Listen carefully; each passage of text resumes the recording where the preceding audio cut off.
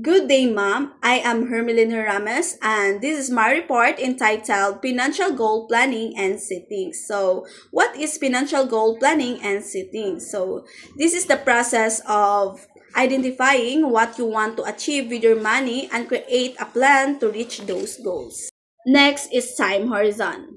So, time horizon, it indicates the time when the money will be needed. To note, the longer the time horizon, the more risky and potentially more lucrative investment can be made.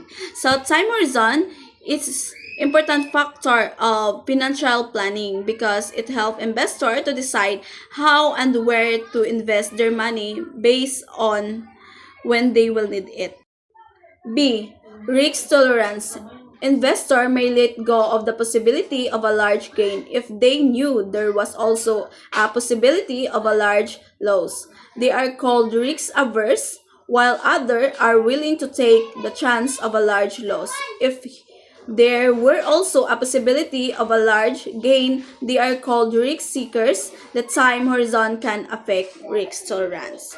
So risk tolerance is important part of making investment decisions. It refers to how financial risks a person is comfortable taking investment based on their money.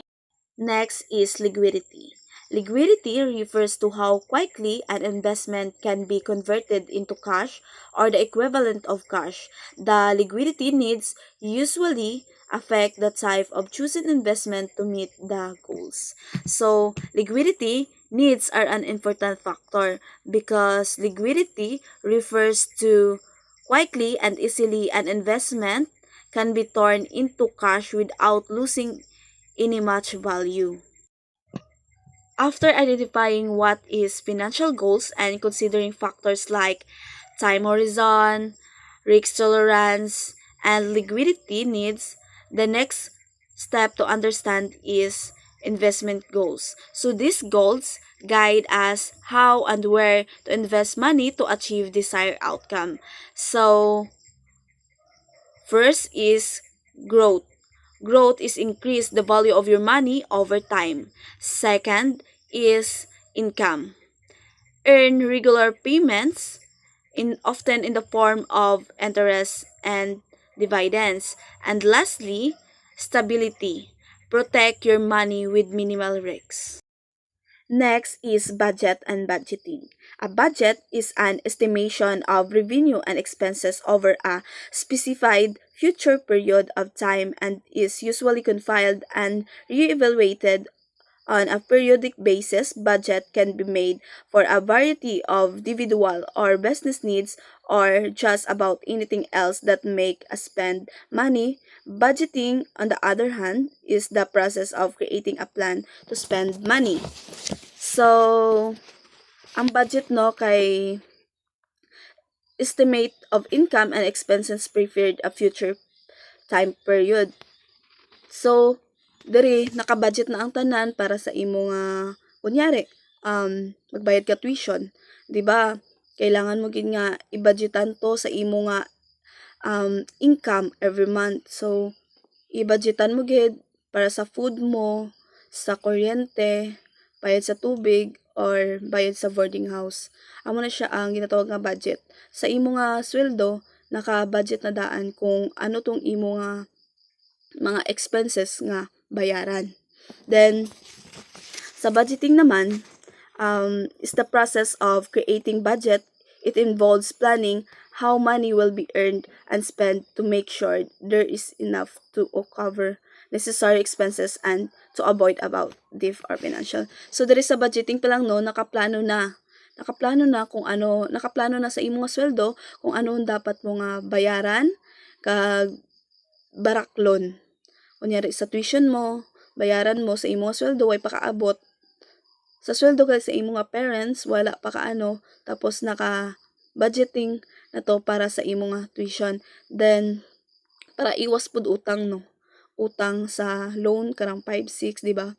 Amo na siya ang ginatawag nga budgeting. Naka-budget na daan ang imo nga kwarta bisag wala pa naabot sa imo nga kamot. Next is 7 step to good budgeting. First, step is set realistic goals. Goals for the money will help make smart spending choices upon deciding on what is important. So, sa step 1, no, setting realistic financial goals is the first and most important step in budgeting. So, these goals guide on how should be spent or saved. When goals are clear and achievable, it becomes easier to make wise financial decision and avoid unnecessary expenses.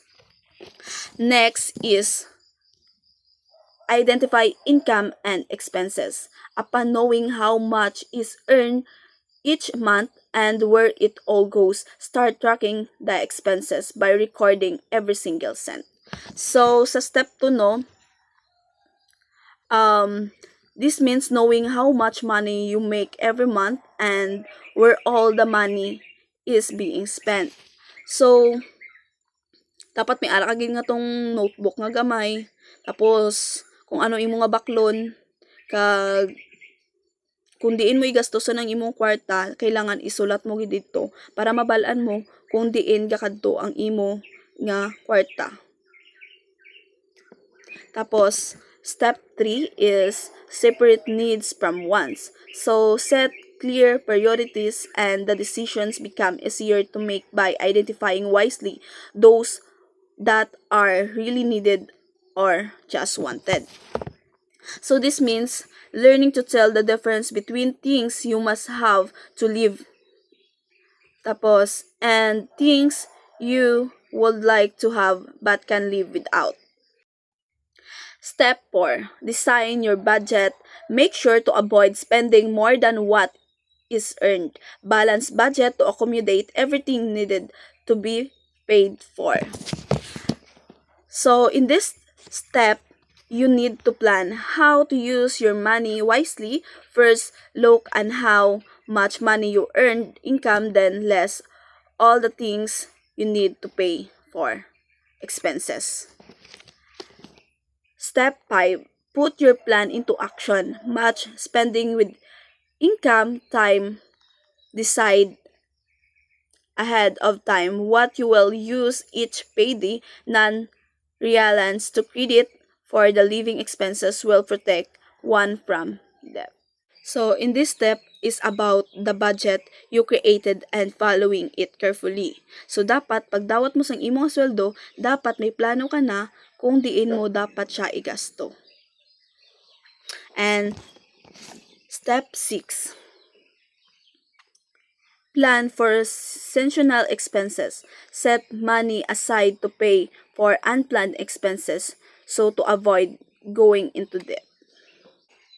So, the nga step, no, is some expenses do not happen every month like holiday gifts, school fees, car or motor repair, or medical step. So, these are called seasonal or unplanned expenses. In this step, you plan ahead by saving a small amount of money. Kay hindi man natumbalan no kung purya pala lang madisgrasya ka, magkasakit ka, 'di ba? So kailangan mo mag-budget para sa amo na siya nga bagay. So next is step 7. Look ahead. Having a stable budget can take a month or two, so ask for help if things are not getting well. So in this step, it's important to be patient and checking your progress. If you are having trouble sticking to your budget or managing your money, it's okay to ask for help. No, kailangan mo mag-ask na sa iban nga tao para sa tabang no kung kulang gid man ang imo budget. So kailangan mo gid i-check adlaw-adlaw. And that's would be all. Thank you. Thank you for listening.